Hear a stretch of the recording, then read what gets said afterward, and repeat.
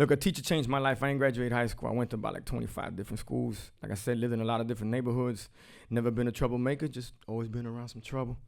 And God, he's good. He's good. He's good. That's like the fifth one. Yeah. You just got to put them in your pocket.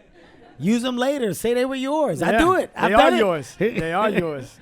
And with that teacher, she changed my life because she believed in me, man. She turned to me and she said, I believe in you. So what happened is, I'll give you a quick little story. I was, at the time it's called freestyling, battling, and you doing that in school, whatever. Now, since I went to so many different schools, I had a lot of content. I had a lot of things I could say that people didn't know about. And so the crowds would erupt. We'd be in the middle of the hallways or the basketball courts, and there was a lot of gangs at the time, so they didn't know what was going on, whether it was a fight, stabbing, shooting, whatever it is. So she kind of breaks it all up, sees that we're just rapping, and after pulls me to the side, she's like, hey, you do this every day? I said, be honest with you, whenever I come to school, because I only come to school during basketball season. Make the team, and then, what was it, piece up, 8 times down, I'm out of here. So she pulled me to the side and she said, hey, you got talent. Fast forward, she gets me an invitation to a DMX video shoot in 97, 98. It's called Ain't No Cats Got Love For Me, with a cat named Dragon on it. Wow. Next thing you know, I'm there. One of my friends, who happens to be very, he could talk a lot of shit. He's good at it, you know. And he's over there talking to the Rough Riders, man, and X, man, he rests in paradise. He's like, man, fuck that shit. He ain't got nothing on a Chico that I know, and da-da-da, he's doing all of that. So he points at, he's like, oh, so who you got? He points at me, the guy laughs, he's like, yeah, right, but I'll give you Dragon. So I end up battling Dragon. Swiss Beats is right there, and Swiss is like, man, I'm gonna get a drag. 3 rounds, he gonna burn you. His name is, he's a dragon, he spits flames. I said, all right. So we end up going about 8 rounds. It's not like your how is it?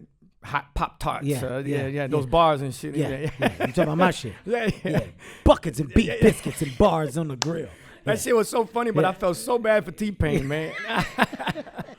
I was like, man, because Pain really spitting. To chocolate dropper battling T-Pain is what he's referring to. You're saying this is a real battle. It's really going down. And 8 rounds is nothing. So we got 8 rounds, and then Drag spits a verse off of a record called Down Bottom with him and Juvenile. The record hadn't come out yet, but the flow was crazy. So I'm like, oh, man, he got me.